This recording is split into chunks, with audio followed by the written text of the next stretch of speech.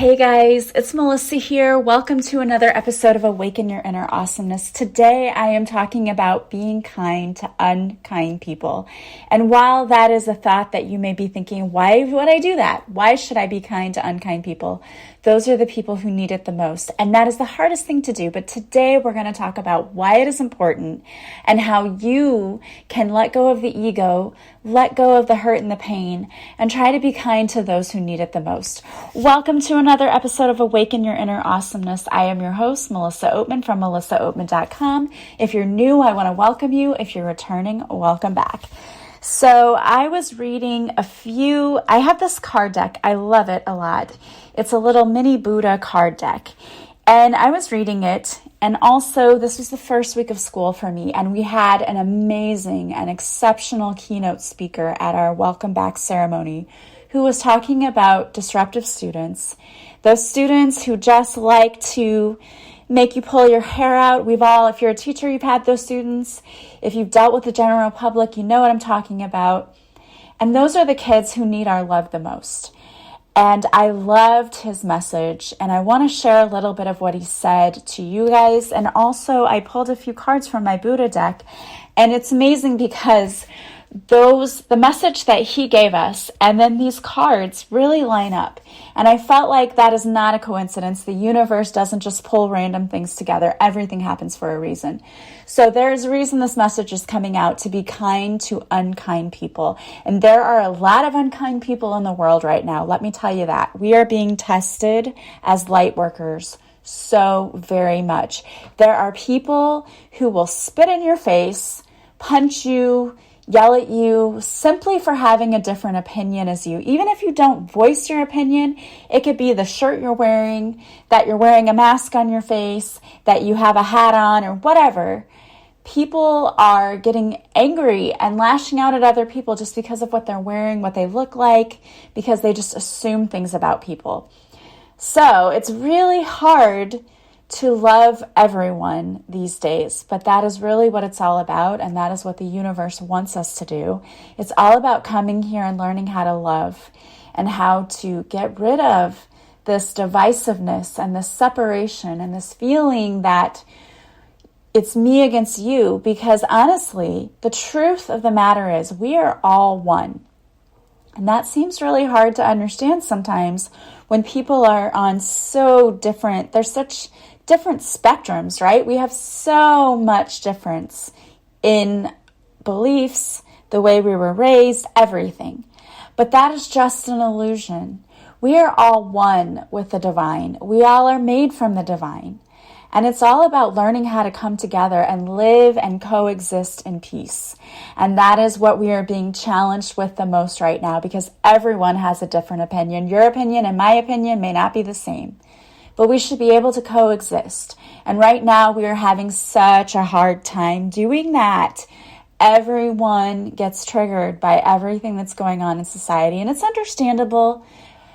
The anxiety is high right now, tension's high because we're living in a pandemic, and I get it. But the truth of the matter is that we came here as light workers to spread the message of love.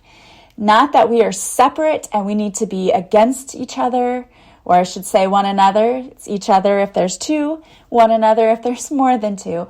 We didn't come here to be pitted against one another. We came here to learn love. We came here to raise the vibration of the collective and to teach one another that we are one. And that's why we're here. And it's extremely difficult right now. We're being challenged in the most extreme ways. But that is the essential soul lesson, is to come here and teach love. And I love this keynote speaker. He was a teacher, and now he goes and he's written books, and he goes and he speaks around the country. And he was a child that was diagnosed with ADHD and I think another learning disability.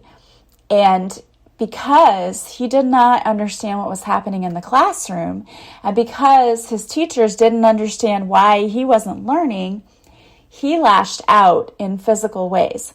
So the only way that he knew to cope with what was happening to him was to be the class clown, was to call out the teacher in front of the other kids. And we've all been there, at least I have as a teacher, and you probably have as a student, where you've been in a classroom where there was one kid who wanted to call out the teacher, make them feel bad, or just go against whatever the teacher said. And I've had those students before as a teacher who did that to me. And it was really difficult because you want to take it personally. And he was talking about this. He said, you want to take it personally, but as a teacher, the one thing you have to learn is to stop taking things personally. And I think that is a lesson we have to learn as human beings. And it's hard because our ego gets involved in everything. And we want to say, well, that person cut me off and they were a jerk and they just didn't care about me. But I was having this conversation with a friend the other day. And she said, you know what? I like to give people a little bit of grace when they cut me off because I don't know if maybe somebody that they love just was rushed to the hospital and they're racing to get there. And I said, yeah, you know what? You're right. Also, another thing that I've thought about before, because this happened to me, one time someone cut me off and immediately I was, of course, thinking, you idiot, what the heck are you doing? Why did you do that? And I realized as soon as I thought that, I saw that it was a student driver. They had a thing in the sticker in the back that's student driver. And I felt horrible, right? Immediately, like, oh my gosh. I remember how nervous I was as a student driver. I remember being terrified, and I made mistakes when I pulled out in front of people and they honked and whatever. I felt awful. And so I said to her, I said, yeah, you know what? They could be going to an emergency, or they could be a student driver who doesn't really know what they're doing and they're learning and they pull out and they don't realize they're too close. And we both laughed and we said, yeah, really. I mean, then we just started thinking of all of these scenarios that it could be this, it could be that, it could be that. And the point is, we don't know where someone else is coming from and we don't know what they've been through. And we have to love our fellow human being because we have no idea where they're coming from. We all see everything from the lens of our own life experience. And our life experience may not be the same as someone else. And we may know that, hey, I can't pull out in front of someone even if I'm in an emergency, but someone else may panic and not know what to do and be just trying to get to the hospital and not think that. And we have to give people grace. We have to give people grace because we're all here trying our very best. And I don't know about you, but I was never given a manual for how to get through life. Were you? Wouldn't that have been nice? Even our parents who are supposed to be teaching us what to do. Many of your parents probably did a fantastic job. And some of you had parents who didn't prepare you at all because they were in survival mode themselves. So we were not given this manual for how to survive life. And we're all trudging along, trying to get through it the best way that we know how. And I love that the speaker we had talked about that. And the greatest thing that he said was, if you don't like kids, why are you in the teaching profession? And I just wanted to jump up and yell, amen, because we all know those teachers who it doesn't seem like they like kids even. So you wonder why they're in that profession. And everyone gets burnt out here and there.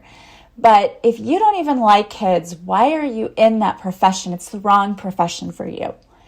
But he started talking about when he was a kid, and he had an older brother who was the smartest, he's a doctor now, and he had so much trouble. And of course, his teacher said, why can't you be more like your brother? And I identified with that because even though I'm smart, I was not honor student smart. I mean, I made the honor roll, but I wasn't AP student, honor student. That was not me. Maybe I could have been if I had put a little more effort, but I wasn't really concerned with that. And my brother just naturally was in the honors program. And all of my teachers would say, I know your brother. Like, oh, like you're not as smart as your brother. And teachers actually said that. They did actually say that to me. And then I can't even imagine what my sister went through because she struggled even more than my brother and myself because she had special needs. She was born with partial nerve deafness. She was in a special school until the fourth grade. And then she came back to a regular school, probably sooner than she should have, honestly. But my mom thought she was ready. She came back. And she got picked on, she got bullied. She tried her hardest, but she would get C's. And we would get compared. And I love my mom. It's not saying anything against her because I have done the same thing to my own children. I know that. I will tell you that. But comparing children, right? Like, why can't you be like your brother? Why can't you be like your sister? Why can't you be like your sister and brother? And it's just a thing that parents sometimes do. It's what people did. And I feel bad now because I know that had to make her feel really bad. And he said the same thing. He said, I was always compared to my brother, and I was not like my brother. I had a learning disability. And so they put him in the special ed classroom, and he said, you know what? We were ostracized because we were put by the boiler room. We were put in the closet. And it's a little bit better today, but I remember when I was in grade school, you knew where the special ed classrooms were. You knew who the kids were who were in special ed because they were like down the hall all the way to the boiler room, off to, just banished to another kingdom. And it's terrible, but that's how it was and sort of continues to be. It's a little bit better now, but he was talking about how he was so frustrated because he had a hard time reading, but he wasn't dumb. He just had a hard time reading. And when you have a hard time reading, that shows up in a lot of different areas. And his teacher would pick on him. And, you remember the good teachers and you remember the bad teachers. You remember those teachers who made you feel terrible about yourself. And he knew that teacher who made him feel bad about himself. And then he remembered the teacher who said, I'm glad you're in my class. And who, when he acted up and wanted to tell jokes, he actually used that and said, hey, I will let you stand up in front of the class and tell 3 jokes. You can only tell 3 jokes, but we get to boo if they're bad. He made him a part of the class. And we were all, this was probably one of the only PD sessions where it was very quiet and everyone was just listening because he was a very active, engaging speaker. We were all listening. He had our attention and everyone identified with everything he was saying because he was able to point out something that everyone could relate to in your educational experience. And I think that's the biggest part of it, is helping people to understand we're not different. Even if you have students who are special ed, they're not different than everyone else. We're all the same. They may have different needs sometimes, but we're all the same. And treating people like, oh, that person's from Mars, I don't know what's going on with that person. It's easy to want to do that, but that's not what we're here to do. We're here not to push people away and say, we're so different, stay away from me. But rather, we're all one, and we should all be looking out for one another, taking care of one another, and loving one another. And that seems so hard to do in a nation where we've become so divided. But that's why it's more important, even more now than ever, to try to come together. And one of the sayings that came up in the Buddha cards that I was pulling today was be kind, to unkind people. They need it the most. And it's so true. People who lash out at you and are unkind, those are the people who truly need our kindness the most, because I truly believe this from the bottom of my soul, that people who are unkind to other people are hurting inside. And that's why they lash out. That's why they're unkind. And that's exactly what our speaker was talking about. Is he said, I was hurting inside. I was called stupid. I was called this. I was treated this way. And I didn't think that my teachers liked me. And I knew they didn't like me because they called me. And he put all these labels that they had called him. And he said, I knew they called me this. I heard them call me this. I was a troublemaker. I was stupid. He listed all of these labels. And you can only imagine how that would make a child feel. But he lashed out because that was his only way of getting attention and of showing how he was feeling. And then he said, you know what? When students lash out, it's almost never about you. And he's right. I've experienced that in my own teaching when I've had students come in and they were really rude. And especially students when you knew it wasn't really like their character to lash out like that. And I would pull them aside and say, are you okay? What's going on? And then that's when tears would flow and they would start telling me a story of, well, I was at the hospital last night because my parents, my dad had a heart attack. Or, they would say they shut off our power and we don't know where the money's going to come from. It's almost never about you. When people lash out at you and when they're rude and when they're mean, it's not about you, but we make it about us. It's natural. We want to do that. We want to say this is about me and this is why they don't like me, but it almost never is about you. And when we can look past that and see if someone's lashing out, there's something going on in their life that has nothing to do with you. Maybe it showed up when they interacted with you that day, but it really doesn't have anything to do with you. So it's really important for us to be kind to those who are unkind because they're the ones who need it the most. And it's important to show a little grace and compassion to people who have been unkind because honestly, I truly believe that most of the time, people who've been unkind didn't mean to be and they didn't want to be. It's just how they lashed out. It's how they dealt with what was happening in them or around them. As I've had experiences with people before where they've lashed out and I took offense and I was hurt by it and I walked away with my head hanging low like, oh, I must be the worst person. This person hates me. And then that person later reached out and said, I'm sorry I was rude. I didn't mean to be. This was going on. And I understand because there have been times in my life when I've lashed out at people that didn't deserve it because something was happening that was out of my control and I was upset. And we tend to lash out at the people we know are not going to reject us. We tend to lash out at those we know will love us no matter what. So when people do that, it's not always because they hate us. And with your students, if they feel really comfortable with you, they will lash out at you. Because one of my counselors that I worked with one time when I was talking about my kids, and I said, it just makes me so upset that they just feel like, they can talk to me in any way. And she said, well, they do that because they feel comfortable with you. If they didn't feel comfortable with you, they wouldn't tell you the truth.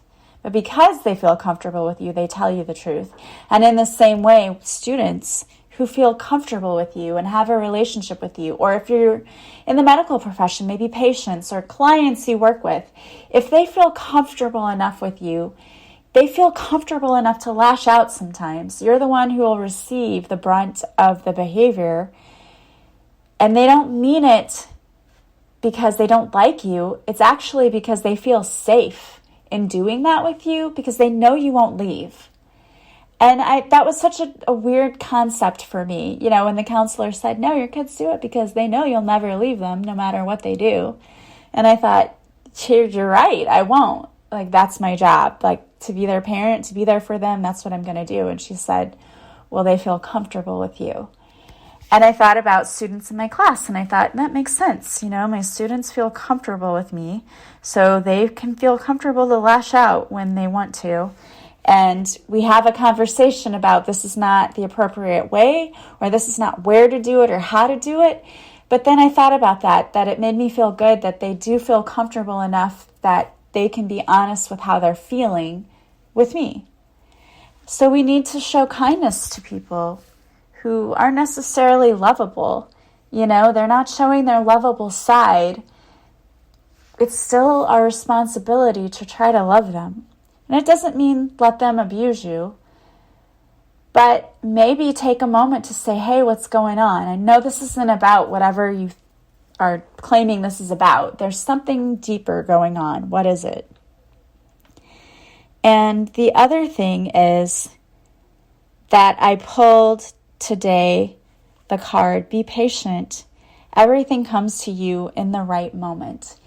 And those two things may not really seem to go together, but to me they did, because I feel like when you're dealing with people, if you can let go of your ego and let go of this is about me, and instead get to the place where you just get real with people and say, okay, know that you're not angry at me. Something else is going on. What's going on? That if you're patient and you are kind and you listen, things will come to you in the right moment. You'll get what you need to get from that person. That explanation of, no, it's not about you, it's about this and I don't know what to do.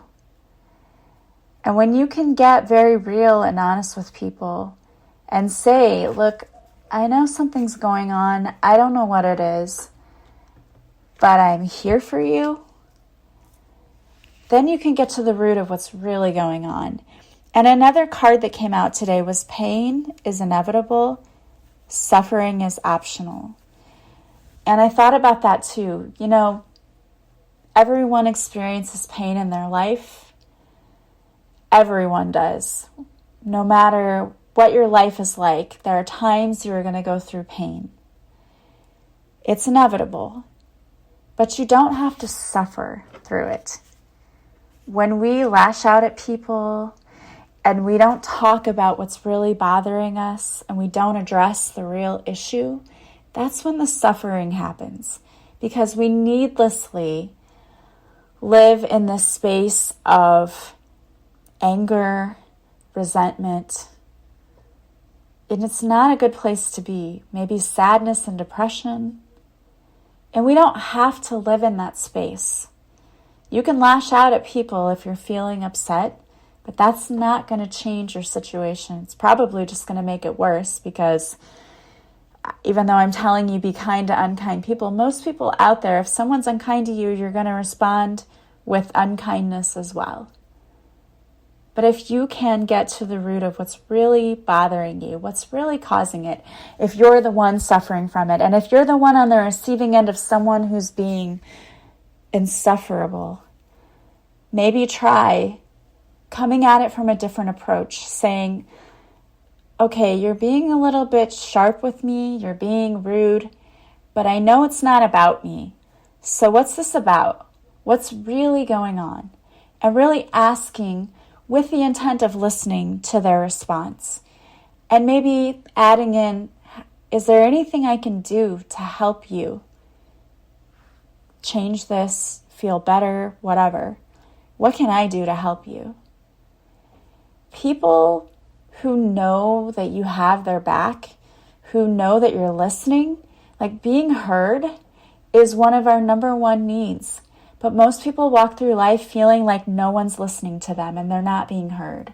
And that is such a frustrating feeling. And that's what this speaker said, was like, I felt like no one was listening. And when his one teacher said, tell your jokes, we'll listen, we'll critique them, it was like he had a voice finally. And that's what most people need, is just for someone to listen to their voice and to say, I see you, I hear you, I can help you, or what can I do to help you?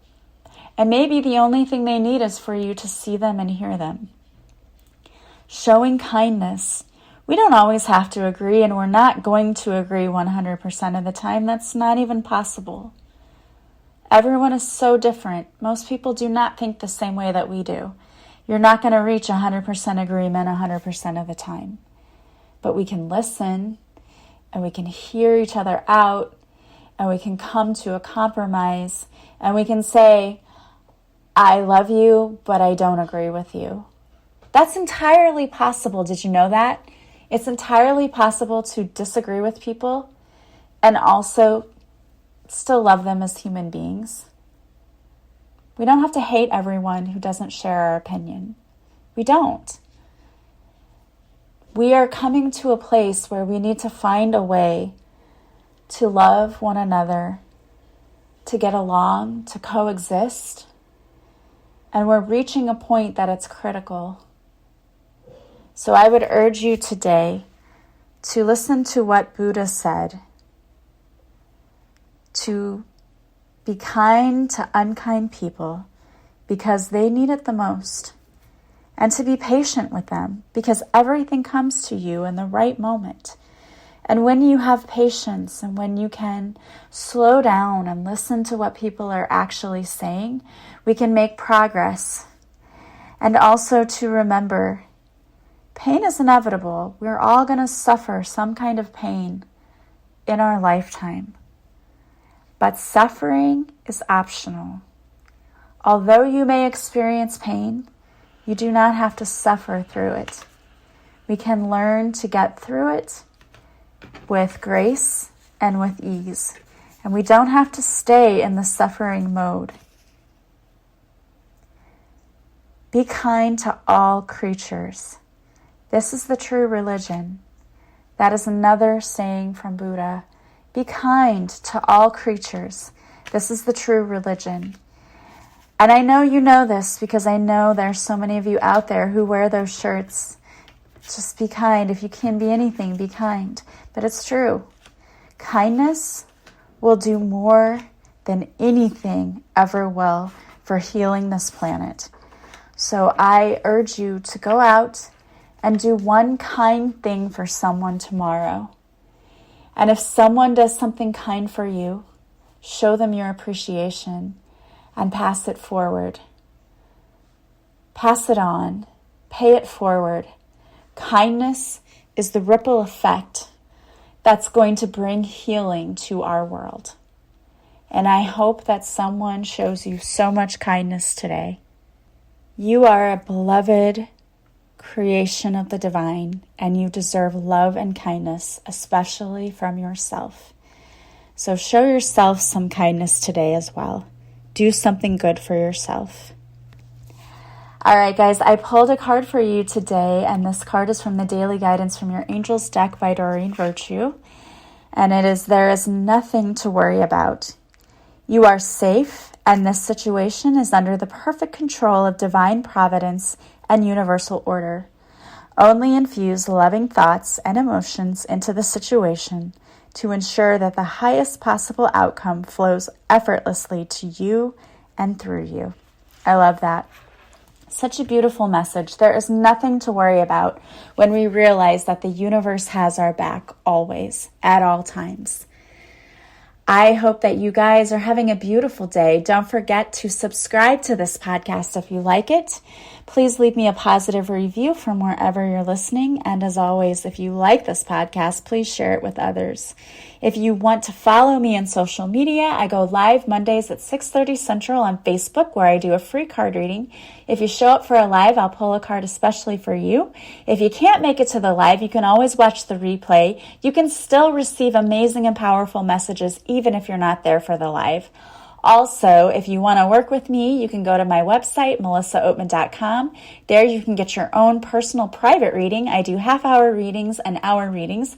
I also offer Reiki, past life regression, and I do one-on-one coaching. And if you'd like to work with me, but you're not really sure what you want or need, you can book a free discovery call with me. Just go to melissaoatman.com, book on the tab for free discovery call.